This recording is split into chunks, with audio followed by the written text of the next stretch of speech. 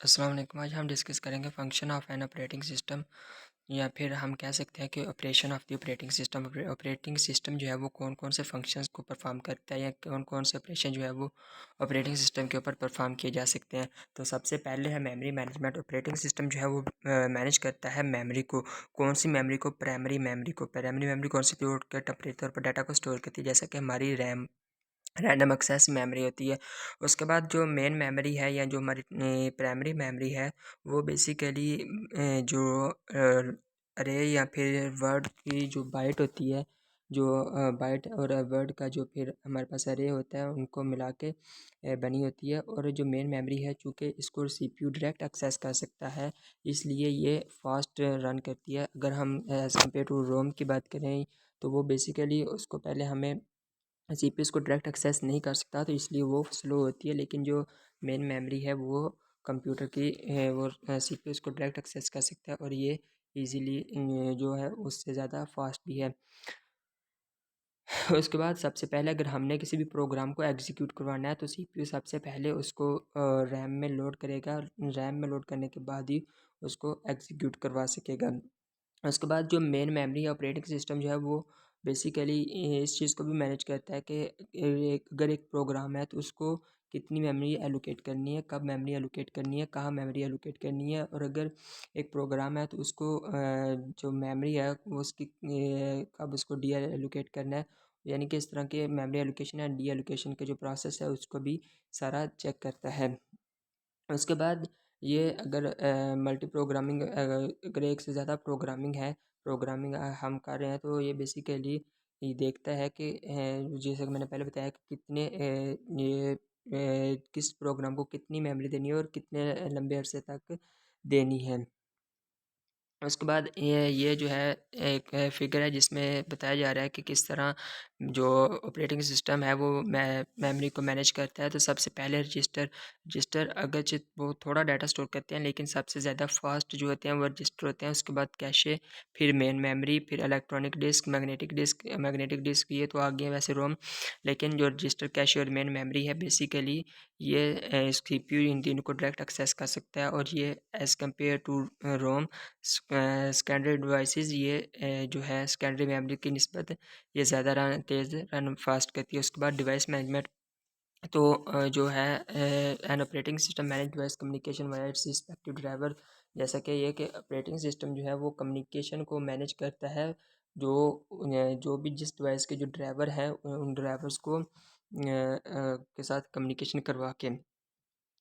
उसके बाद ये जो है जो इनपुट आउटपुट कंट्रोलर होता है। अब ऑपरेटिंग सिस्टम जो है इनपुट आउटपुट जो कंट्रोलर डिवाइसेस होती हैं उन डिवाइसेस को क्या करता है, कंट्रोल भी करता है और उसके डिवाइस के साथ उसको एक्सेस भी देता है और ये भी देखता है कि कितने लंबे अरसे तक हमने इसको एक्सेस देनी है। उसके बाद अगर हमने एक डिवाइस को जो है वो कंप्यूटर के साथ एलोकेट करना है या डी एलोकेट करना है तो और कितने अरसे तक करना है, ये सारा प्रोसेस जो है वो भी हमारा ऑपरेटिंग सिस्टम ही देखता है।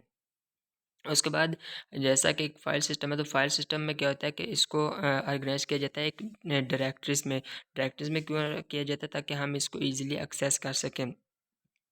तो अब जो डायरेक्टरीज़ हैं उस डायरेक्टरीज़ के अंदर जो है वो सब डायरेक्टरीज़ भी हो सकती हैं और एक फ़ाइल है उसके फ़ाइल के अंदर भी सब फाइल्स हो सकती हैं। तो इन सारी फाइल्स को जो है वो कौन मैनेज करता है? ऑपरेटिंग सिस्टम मैनेज करता है कि सारी फाइल्स जो हैं उनको किस तरह हमने एक्सेस करना है, कौन से इंफॉर्मेशन जो है वो स्टोर करानी है, यूज़र का जो किस तरह एक्सेस करेगा और हर तरह का जो अब फाइल्स है उसको किस तरह यूज़र एक्सेस कर सकता है।